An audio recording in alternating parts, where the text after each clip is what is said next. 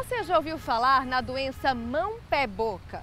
É uma virose caracterizada principalmente pelo aparecimento de lesões, de bolhas, nas mãos, nos pés e também na boca.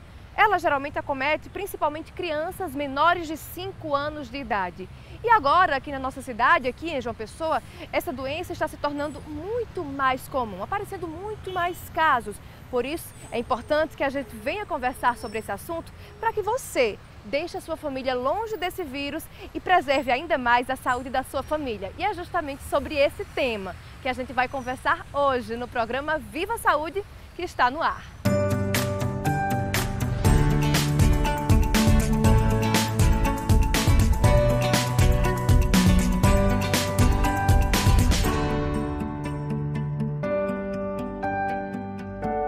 E para a gente compreender um pouco mais sobre essa virose, eu vou conversar agora com a pediatra Roxana Roque, que está aqui conosco. Doutora Roxana, muito obrigada por nos ajudar a conhecer um pouco mais sobre essa doença. Obrigada a você pelo convite. É um prazer estar aqui com você. Doutora Roxana, explica pra gente, que doença é essa? Com esse nome, já que já causa um certo estranhamento. Doença mão, pé e boca. Bem, a doença mão, pé e boca é uma doença realmente que está aparecendo muito. Não é uma doença nova, vamos deixar claro, é uma doença que já existe há muito tempo. E ela recebe esse nome, doença mão, pé e boca, justamente porque as lesões, as feridinhas ou bolhinhas, elas aparecem no pé, na mão e na boca. É uma doença que afeta normalmente crianças, principalmente aquelas que têm menos de 5 anos de idade. Também pode aparecer em crianças maiores ou até mesmo em adulto, mas é mais comum antes dos 5 anos de idade. Certo? Então ela é uma doença causada por um vírus, tá? Porque, frisar bem que é um vírus, porque não existe a necessidade de antibiótico para tratar, como todas as doenças virais, certo? E na maioria das vezes ela é uma doença de evolução benigna, ou seja, quem vai reagir é o próprio organismo, como a maioria das doenças virais, certo? Então ela é uma doença que tem a característica de aparecer lesões, que são bolhas, no pé, na mão e na boca. Por isso recebe esse nome. Onde esse vírus se instala, doutora Roxana? O vírus que causa a doença mão, pé, boca é o vírus chamado vírus Coxsackie, tá? Existem vários números que a gente define o vírus, tá? Então existe o Coxsackie A16, o Coxsackie A71, uns são mais comuns na Europa, outros mais comuns na América, tá? Mas de maneira geral eles causam a mesma doença. É o mesmo vírus, só classificados diferentes. E o Coxsackie, causando essa doença, ele vai levar uma série de alterações no corpo. No nosso organismo, ele pode se instalar no intestino, por isso ele é chamado de enterovírus, certo? E aí ele vai ser transmitido de pessoa a pessoa através do contato das fezes, o que a gente chama de transmissão fecal-oral, porque não é que eu vou ter o contato, eu vou me contaminar com as fezes de uma pessoa doente e aí as minhas mãos vão passar para outra pessoa, como na criança pequena, como elas têm um contato muito próximo de beijar, de abraçar, de pegar o mesmo brinquedo e brincar, certo? Vai haver essa transmissão do vírus. Ele, inclusive, é um vírus facilmente transmissível. Mas que no contato com as fezes, é até importante salientar que como é uma doença que acomete bastante as crianças, muitas vezes, crianças pequenas, os pais têm um contato muito próximo com as fezes dos filhos, daqueles que ainda usam fraldas. Isso. Então, essa doença também pode ser passada dessa forma. Inclusive, muitas vezes, quem transmite de uma criança para outra é o adulto. Por exemplo, se eu troco a fralda do meu filho e eu não lavo bem as mãos e eu vou mexer com outra criança, com outro filho, ou até mesmo com outra criança, eu posso dessa forma ser o transmissor de uma criança para outra. E isso é importante, porque muitas vezes a gente acha que é apenas aquele contato propriamente dito, mas não. O fato de estar trocando, de estar ali por perto, o vírus já pode contaminar. E aí volta aquela coisa antiga, mas que é importante cuidar da higiene pessoal, de uma absurda importância. Inclusive, assim, eu costumo dizer, não em relação só à doença mão, pé, boca, mas a todas as doenças. Nem vírus, nem bactéria tem asa, eles não voam, certo? Então, às vezes eu vejo as pessoas, fulano está com conjuntivite e eu não vou chegar perto dela porque está com conjuntivite. Não vai pular o vírus do meu olho, no seu olho, o que é que vai como é que eu vou conseguir transmitir? É o contato, é o pegar. Então, a coisa mais importante no nosso dia a dia, seja da área médica ou na nossa higiene diária, é sempre ter o cuidado de lavar as mãos, certo? E evitar estar usando as mãos quando a gente está num ambiente público, de coloca a mão na boca, passa a mão no olho, porque é assim que muitas doenças, entre elas a doença mão, pé, boca, vai ser transmitida. E acaba que nossa mão, nossa boca, nossos olhos são portas de entrada para micro-organismos. Portas de entrada e portas de saída dependendo também da doença. Doutora Roxana, mas um fato importante também, acho que a gente deixa de comentar, é que a gente já percebeu que aqui em João Pessoa aumentou um pouco o número desses casos. A senhora, como pediatra que recebe crianças no seu consultório, talvez tenha percebido isso. Olha, eu diria a você que não aumentou um pouco, não. Aumentou até muito, certo? Nos últimos, acho que 40 dias, nós temos visto um grande número de casos de doença mão, pé, boca, certo? Eu trabalho em um hospital que atende um grande número de crianças, certo? Em urgência e internação. E assim, é de impressionar, acho que teve dias que no único dia tinha mais de 8 crianças internadas com a doença mão, pé, boca, certo? Então realmente chama atenção. Não só o aumento do número de casos, como a forma de apresentação da doença. Ora, se o nome da doença é doença mão, pé, boca, você espera que você encontre as vesículas aonde? No pé, na mão e na boca.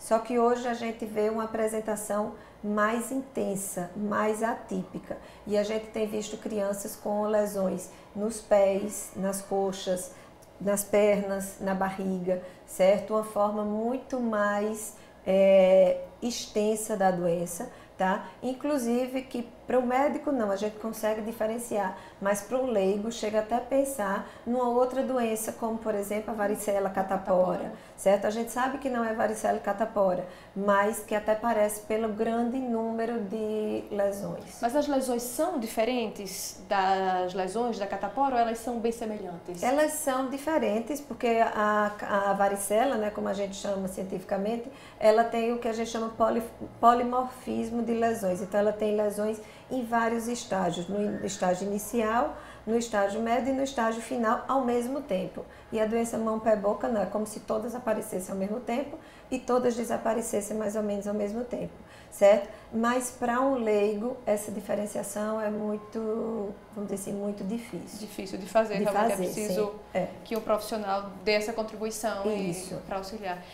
Doutora Roxana, a senhora falou que as lesões, elas são um forte indício da doença, mas quais outros sintomas que estão acompanhados? Quando as lesões aparecem, qual é o estágio da doença? Olha, normalmente você tem o início da doença com um quadro de febre, que é variável, desde uma febre baixa, uma febrícula, até febres altas, tá certo?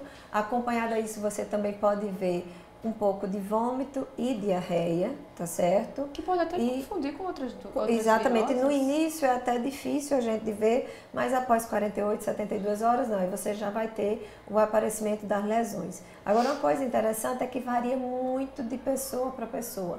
Tem crianças que têm um comprometimento na boca muito grande e pouco no corpo, e tem crianças que têm um comprometimento do corpo muito intenso e menos na boca, certo? Aí vai do individual, certo? Como tem algumas que só tem um pouco de febre, já aparecem as lesões, tá? Mas todos esses sintomas, se a gente tem o conhecimento da doença, se você encontra sintomas que direcionam o seu raciocínio, pronto, você vai fazer esse diagnóstico. Elas podem se complicar de alguma forma ou realmente é uma doença que não causa vamos dizer assim, ela é uma doença extremamente benigna, se é o que a gente pode usar esse termo quando a gente fala de doença. Mas assim, o risco de complicações maiores a gente não tem, certo? O pior que pode acontecer para a criança é como existe uma lesão, muitas lesões na boca.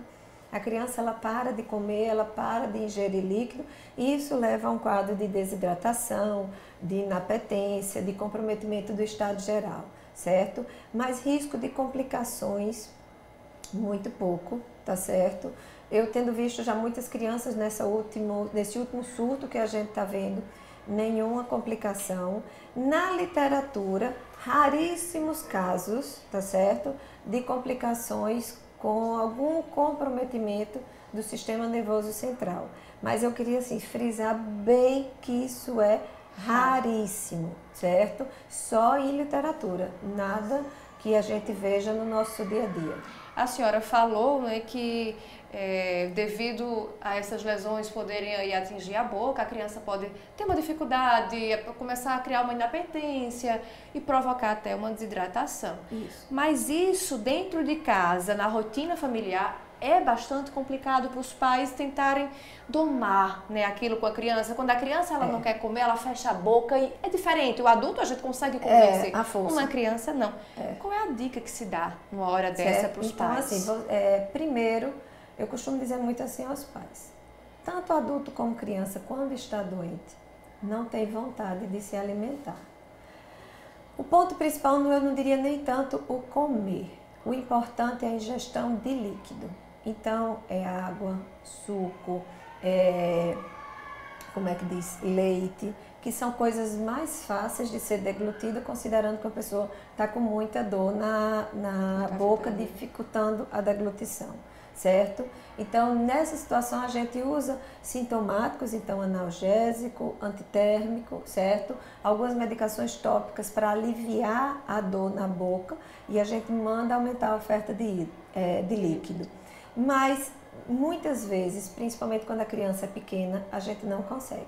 Então, a gente tem que mandar a criança para o hospital, porque aí a gente vai ter que entrar com hidratação na veia, tá certo?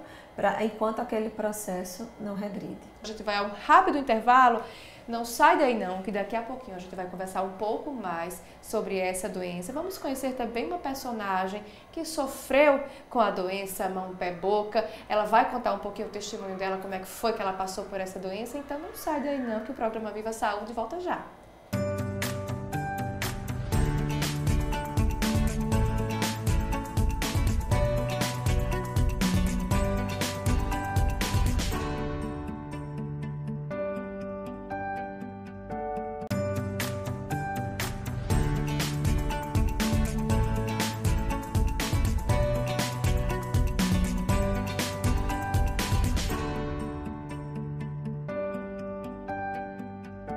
Feridas avermelhadas na planta dos pés, mãos e interior da garganta são alguns dos sintomas da síndrome mão, pé e boca.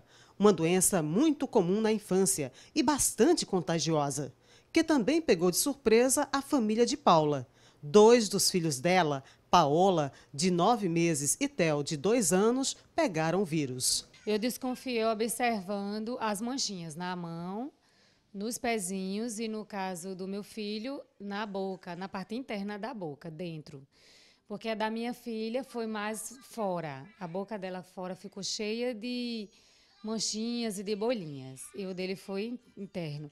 Aí, na última médica que eu fui, aí ela diagnosticou que era essa síndrome, pé, mão, boca, e que os sintomas, com o decorrer de uma semana, iriam embora. No caso dela, demorou um pouco mais, demorou 10 dias, e ele, em torno de 5, 6 dias, foi embora os sintomas mais graves, mas as manchinhas continuaram ainda secando e ainda saindo do corpo dele. Foi assim que eu diagnostiquei. E também conversando com outras mães que tiveram seus filhos que tiveram a síndrome, né, elas contando o relato delas, aí eu identifiquei que os meus estavam com a mesma coisa. Vamos voltar a conversar agora com a pediatra, a doutora Roxana Roque, que está aqui conosco, tirando as nossas dúvidas. Eu aproveito que eu sou mãe também, doutora Roxana, a gente não pode ver o pediatra. Tire suas dúvidas. Que adora, né? E olha só, muitas mães estão na minha situação, a criança começa a estudar, ainda não tem uma imunidade muito fortalecida, doutora. Como evitar esse contágio, esse tipo de doença nas escolas? Qual é a orientação que se dá aos pais? A minha vontade logo é deixar minha filha em casa com medo que pegue uma doença, mesmo sem saber que teve na escola. Isso aí é muito difícil, certo? A primeira coisa que eu sempre falo nas escolas é quem tem que ter bom senso são os pais. Ora, se você percebe que seu filho está começando com a doença febril, se você nota que seu filho não está bem, o ideal é que você não leve ele para a escola, justamente porque, até que você tenha um diagnóstico do que está acontecendo com seu filho, o ideal é que você não leve para que você não passe aquela possível doença para outras crianças, certo? Só que quando a gente trabalha com criança pequena, também fica muito difícil a gente conseguir separar essas coisas, tá? O que a gente ressalva sempre é importante a lavagem de mãos, certo? É importante que os adultos que estão na escola, os professores, tenham cuidado de evitar que uma criança esteja pegando a coisa do outro, botando na boca, certo? Cuidado para não dividir copo, dividir garrafa, às vezes até mesmo dividir o lanche, tá certo? Mas fora isso, os cuidados que a gente tem que ter com toda criança é uma boa alimentação, uma alimentação rica em nutrientes de verdade, tá certo? Que isso é o que faz a pessoa ter um sistema imunológico bom e evitar outras doenças. Doutora Roxana, a senhora falou, né, que por se tratar de uma virose não se usa, logicamente, um antibiótico, então a gama, assim, o arsenal de medicações já diminui bastante. O que fazer, então? Como que chegar até a cura? O organismo próprio se encarrega de curar? Ele Você próprio só vai se fazendo... encarrega de curar, tá certo? Existe hoje medicações que a gente chama retrovirais. São medicações que atuam sobre alguns vírus. Não todos, mas sobre alguns, certo? Então, quando você tem um caso muito grave, ou numa criança que tem um problema, vamos dizer assim, uma doença de base severa, um comprometimento de imunidade, você pode lançar a mão dessas medicações. Mas numa criança normal, que não tem nenhum fator agravante, normalmente não há necessidade de usar medicações que atuam sobre os vírus. O tratamento vai ser sempre o uso de sintomáticos, como eu já falei, antitérmico, analgésico, uma hidratação, medicações para aliviar a dor e esperar que o organismo da criança reaja. Em relação às lesões, ficam manchas no corpo? Não. Às vezes na varicela até fica, né? Fica, mas normalmente não, você não vai ter. Num primeiro momento, sim, fica a cicatriz, tá certo? Mas com o passar do tempo, principalmente se você não expõe ao sol, se a criança não fica mexendo de maneira que forma uma ferida, não deixa nenhuma lesão. Elas coçam? Coçam muito. E aí a gente pode usar algumas medicações do tipo que a gente chama antihistamínico, mais conhecido do público geral como antialérgico, não porque aquilo ali seja uma alergia, mas porque os antialérgicos diminuem a sensação de coceira. O incômodo. O incômodo. Voltando um pouquinho lá para a escola, uma doença dessa, quando chega, por exemplo, a um ambiente escolar, ela se espalha de maneira muito rápida? Rapidamente, certo? Rapidamente, principalmente nas crianças pequenas. Eu estava conversando com uma mãe hoje e ela me disse que na sala do filho dela, 6 crianças tiveram doença mão, pé, boca, certo? E ela já era o segundo filho dela também que estava com doença mão, pé, boca. Então, assim, isso dá para você dimensionar o quanto ela passa facilmente de uma pessoa para outra. Muito facilmente. Doutora, então por quê? A senhora falou que existem períodos que algumas viroses são mais comuns que outras, mas qual seria a explicação desse vírus ser mais recorrente agora, no período que estamos? Olha, não tem vamos dizer assim, eu não encontro nenhuma justificativa, certo? Existem alguns relatos na literatura internacional, digamos assim, que a doença mão, pé, boca, que é causada pelo vírus Coxsackie, ela é uma doença, vamos dizer assim, que existe constantemente na população, certo? Agora, a razão pela qual nós temos tido um aumento, ou que a gente chama um surto nesse momento, ainda não temos nenhuma explicação, certo? Eu até tentei falar com alguns colegas que são pediatras em outros estados, certo? Mas, assim, me parece que é uma coisa mais aqui de João Pessoa mesmo, certo? Em relação, por exemplo, a roupas de cama, higiene do quarto, quando a criança está com esse tipo de virose, é preciso redobrar isso até para os adultos não se contaminarem? Não, assim, a higiene normal não precisa nenhum cuidado extra, não, certo? A transmissão da doença para o adulto pode acontecer, mas é mais difícil, porque realmente é uma doença que acomete mais crianças com menos de 5 anos, certo? O cuidado normal, nada de você precisar isolar ou afastar tudo de casa, não. A criança, você precisa sim ter cuidado, mas sem nenhum exagero. Essa doença em bebês, como é que ela se manifesta? Da mesma forma? Em bebês da mesma pequenos? forma, mas assim, de uma maneira interessante, a gente pensa que a criança, quanto menor, mais grave, mas a gente vê que os bebês muito pequenos, eles têm as formas mais suaves da doença. Talvez porque pela amamentação ou pelo início da vida ainda existir anticorpos maternos, esse anticorpo materno termina protegendo de alguma forma. E aí eles têm as formas mais brandas da doença. Doutora Roxana, além dessa virose, quais são as outras doenças que são mais comuns aqui em João Pessoa, que a senhora recebe no consultório, independentemente do momento do ano, do período do ano? Existem algumas doenças que a gente chama de doenças endêmicas. Por exemplo, as diarreias. O ano inteiro a gente vai estar sempre tendo casos de diarreia, como as gripes e os resfriados comuns. O ano inteiro a gente tem mais ou menos um equilíbrio, certo? Mas ao longo do ano, certo? Principalmente no período de verão, a gente vai ter um aumento das doenças gastrointestinais, como no período das chuvas a gente vai ter um aumento das doenças respiratórias, certo? Como a gente vive numa cidade que a diferenciação entre inverno e verão é pouca, tá certo? Eu diria que a gente passa mais ou menos o ano inteiro equilibrado, certo? Lembrando que nas chuvas a gente vai ter um pouco do aumento das doenças ligadas ao Aedes aegypti, como a dengue, certo? Mas que por enquanto me parece que não está aparecendo tanto. Doutora, então só para a gente relembrar, quais são aqueles sintomas que os pais devem ficar atentos e procurar um médico para receber um atendimento direcionado a essa doença mão-pé-boca? Febre, geralmente é a primeira manifestação. Quantos dias de febre? Normalmente 2, 3 dias de febre, certo? Que pode ser desde uma febre simples, assim, mais baixa, até uma febre muito alta. Sintomas gastrointestinais, tipo vômito e diarreia, que não costuma ser tão intenso, está presente, mas não tão intenso, certo? E depois o aparecimento das lesõezinhas na pele e na boca. Quando a criança ela consegue se curar, ela pode voltar a se recontaminar com o vírus? Ela pode ter de novo a doença? Como as viroses, normalmente a gente adquire imunidade para aquele vírus. Todo mundo sabe que, por exemplo, se eu tenho catapora, eu não vou ter catapora mais nunca. Se eu tenho rubéola, eu não vou ter rubéola mais nunca, certo? Existem algumas viroses, por exemplo, o vírus do resfriado comum.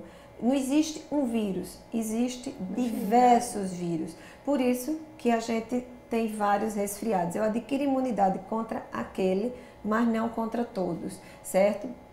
O Coxsackie, existem algumas, vamos dizer assim, variedades, tá? Mas acredita-se que quando você tem só um, como aqui no Brasil é mais comum o A17, então você vai ter essa e não teria outra vez, só uma vez. Ou seja, após ter a doença já fica vacinada contra ela. Contra ela, exatamente, e vacinada definitivamente. Pois é, há quem diga que é bom ter até logo no início da infância. Existem algumas doenças que a gente chama de viroses da infância, ou doenças próprias da infância. Hoje algumas a gente não vê mais porque já existe vacina, como por exemplo a rubéola, o sarampo, certo? Mas a varicela, rubéola, sarampo, o exantema sub, são todos viroses que teoricamente a gente deveria ter na infância, porque era como se o organismo da criança estivesse mais preparado para se defender disso aí. Basta você ver, se você viu uma criança com catapora, é uma doença, vamos dizer assim, razoável, mas um adulto com catapora, ele sofre muito mais do que uma criança. E é interessante que, teoricamente, deveria ser o contrário, já que a criança... Cada coisa no seu tempo.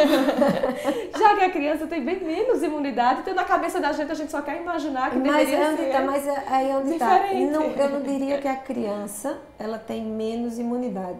Talvez ela tenha mais imunidade para algumas coisas, certo?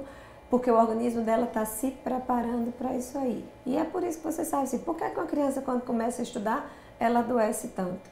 Ela está adoecendo muito porque o adoecer leva a um aumento de resistência. O desenvolvimento está atrelado ao desenvolvimento. Exatamente. Né? Certo? Ok, doutora, muito obrigada pelos seus esclarecimentos super didáticos, por sinal.